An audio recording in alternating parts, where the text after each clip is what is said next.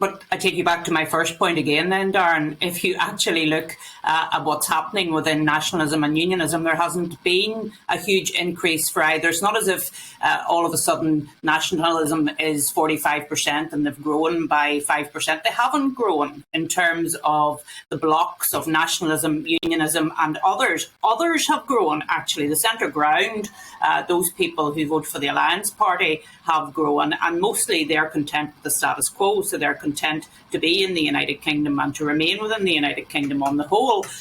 It will, however, lead to, and I think I made this point before the election, Sinn Féin will use this election result to argue now for a border poll. It'll be a very divisive argument. They will say, oh, it's time to have the conversation about going into an all-Ireland state. No, it's not time to have that conversation. It's time to actually build within the United Kingdom, look at all the benefits that we have from our membership of the United Kingdom, which were all underscored by what happened during COVID in terms of vaccinations, in terms of support from Her Majesty's Treasury.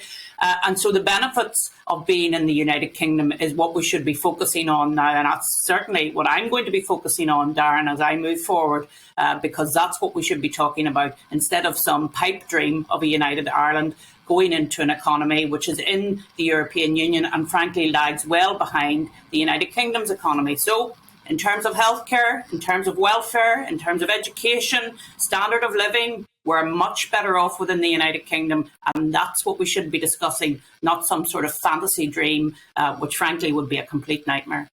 Yeah, Arlene, you mentioned there that you're a big believer in devolution, in actually Northern Ireland being able to have ministers that are based in Northern Ireland that actually put in place what the people want.